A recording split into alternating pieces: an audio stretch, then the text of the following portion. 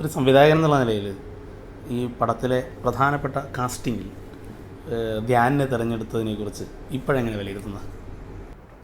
എനിക്കത് എനിക്ക് വേണ്ടൊരു പെർഫോമൻസ് ധ്യാൻ്റെ ഭാഗത്തു നിന്ന് കിട്ടിയിട്ടുണ്ട്.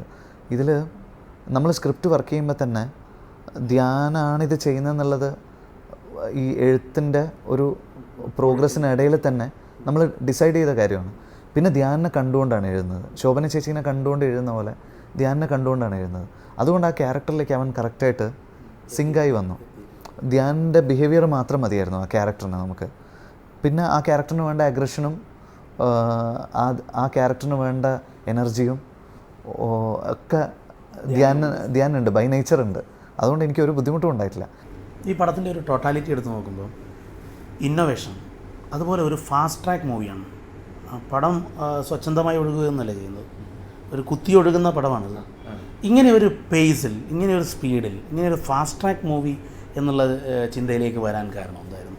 പാക്കേജിങ്ങിൽ അങ്ങനെ അത് കൃത്യമായി പർപ്പസ്ഫുള്ളി ശ്രമിച്ചിട്ടുണ്ട് എന്ന് തോന്നുന്നുണ്ട്. എന്തായിരുന്നു അങ്ങനെ ഒരു ഇന്നോവേഷന് തയ്യാറാവാൻ കാരണം? ഈ ഫാസ്റ്റ് ട്രാക്കിംഗ് ഭയങ്കരമായിട്ട് ഈ സിനിമയുടെ സ്വഭാവത്തിന് അത് ഭയങ്കരമായിട്ട് ഹെൽപ്പ് ചെയ്യുമെന്ന് എനിക്ക് തോന്നി. ഒരു കാര്യം, നമ്മുടെ എഡിറ്റ് പാറ്റേണിൽ നമ്മൾ വരുത്തിയൊരു ഒരു ഡിസിഷനാണ്. ഈ സിനിമ ആരും ഇങ്ങനെ ഇരുന്ന് കാണാൻ പാടില്ല, ഇങ്ങനെ ഇരുന്ന് കാണണം. അതാണ് ഞങ്ങൾ ആഗ്രഹിച്ചത്. ഇങ്ങനെ ഇരുന്ന് കാണണമെങ്കിൽ അവരൊരുപാട് റിലാക്സ്ഡ് ആവാനുള്ള സ്പേസ് കൊടുക്കാതെ നമ്മൾ കഥ മുന്നോട്ട് കൊണ്ടുപോയിക്കൊണ്ടിരിക്കണം. അവരുടെ മനസ്സിൽ പുതിയ പുതിയ ഡേറ്റാസ് ഇങ്ങനെ നമ്മൾ ഫീഡ് ചെയ്തുകൊണ്ടിരിക്കണം. അപ്പോൾ ശരിക്കും പറഞ്ഞു കഴിഞ്ഞാൽ ഒന്ന് റിലാക്സ് ചെയ്ത് കാണുക എന്നുള്ളതിനേക്കാളും ഇൻവോൾവ് ചെയ്ത് കാണുക എന്ന് പറയുന്നൊരു സംഗതി ഉണ്ടല്ലോ. ആങ്സൈറ്റിയോടെ കാണുക. സിനിമയിൽ ഓഡിയൻസും പാർട്ടിസിപ്പേറ്റ് ചെയ്യുക. അവിടെ വന്നിരുന്ന് വെറുതെ സ്ക്രീൻ അവിടെയും അവരിവിടെയും അല്ലാതെ സ്ക്രീനകത്ത് അവരുള്ളതുപോലെ ഒരു തോന്നൽ അവർക്കുണ്ടാവണം.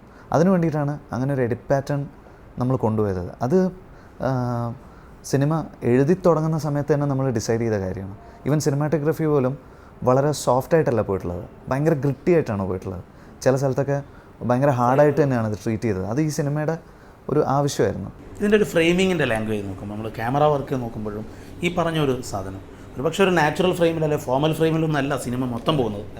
എല്ലാം ഇന്നോവേറ്റീവായിട്ട് അല്ലെങ്കിൽ ഒരു എക്സ്പെരിമെൻ്റൽ ഷോട്ട്സാണ് പലതും. അങ്ങനെ ഒരു തീരുമാനത്തിലെത്തിയത് എങ്ങനെയാണ്? സ്ക്രിപ്റ്റ് ഒരു അത്തരം ഷോട്ട്സ് തന്നെ മതി എന്ന് തീരുമാനിക്കുക. ഫിലിം മേക്കിംഗ് എന്ന് പറയുന്നത് എന്നെ സംബന്ധിച്ചിടത്തോളം സ്ക്രിപ്റ്റിംഗ് സ്റ്റേജിൽ ഫിലിം മേക്കിങ്ങിനെ സംബന്ധിച്ചുള്ള തീരുമാനങ്ങളൊക്കെ നമ്മൾ എടുത്തിട്ടുണ്ടാകും. പിന്നെ ടെക്നീഷ്യൻസുമായിട്ട് നമ്മളിരുന്ന് ഡിസ്കസ് ചെയ്യുമ്പോൾ അവരവരുടെ കാര്യങ്ങളും പറഞ്ഞു.